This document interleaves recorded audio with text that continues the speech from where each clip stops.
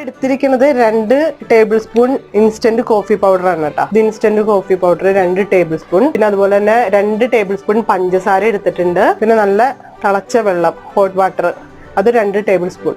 ഇതൊക്കെ വെച്ചിട്ട് നമുക്ക് നന്നായിട്ട് ഇത് അടിച്ച് പതപ്പിക്കണം. അപ്പൊ നമുക്ക് തുടങ്ങാം. ആദ്യം തന്നെ നമുക്ക് കോഫി പൗഡർ ഇടാം. ഇത് അത്ര വിവരിക്കാനൊന്നും ഇല്ല കേട്ടോ. പിന്നെ ഇത് പഞ്ചസാര ഇടുകയാണ്. ഇനി നമുക്ക് 2 ടേബിൾ സ്പൂൺ വെള്ളം പതുക്കെ ഇങ്ങനെ ചേർക്കാം. ഇനി എന്റെ ചാനലിലും ഈ ഡാൽഗോണ കോഫി ഇട്ടില്ല, അത് കണ്ടില്ല എന്ന് ആർക്കും പരിഭവം വേണ്ട. അപ്പൊ നന്നായിട്ട് ഇതുപോലെ അടിച്ചങ്ങോട്ട് പതപ്പിക്കുക. ഇതിന് കുറച്ച് സമയം എടുക്കും കേട്ടോ നമുക്ക്, കാരണം വിസ്ക് ഉപയോഗിച്ചാണ്. 10 മിനിറ്റ് ആയപ്പോഴേക്കും, കഷ്ടി 10 മിനിറ്റ് ആയപ്പോഴേക്കും ഇത്ര ആയിട്ടുണ്ട്.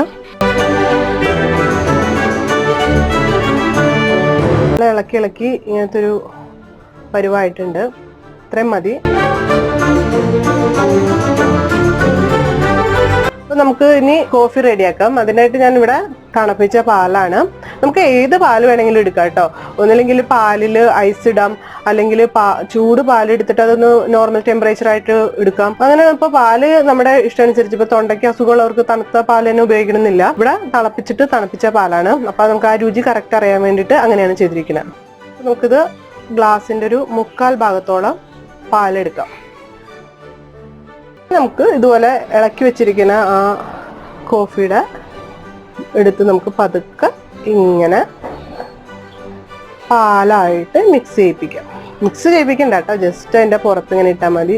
മിക്സ് ചെയ്യാൻ നമ്മൾ അനുവദിക്കരുത്. അതാണ് ഇതിന്റെ സ്പെഷ്യാലിറ്റി. ഉണ്ടല്ലോ, ഇത് ഭംഗിയായിട്ട് ഇതിന്റെ മുകളിൽ ഇങ്ങനെ കിടക്കണം. കണ്ട, അത് കാണുമ്പോ തന്നെ ഒരു ഭംഗിയാണ്.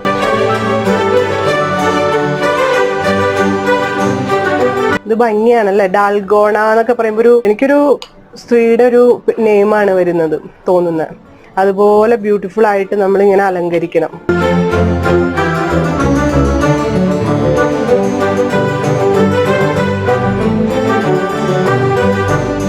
വേണമെങ്കിൽ നമുക്ക് ഇത്രയും കൂടി ഭംഗിയാക്കാൻ ഇതുപോലെ കുറച്ച് കോഫി പൗഡർ വെറുതെ ഒന്ന് ഭംഗിക്കട്ടാ. ഞാൻ ഫോട്ടോ എടുക്കാനൊക്കെ വേണ്ടി ഒരു ഭംഗിക്ക് വേണ്ടി ഇട്ട് കൊടുക്കണം.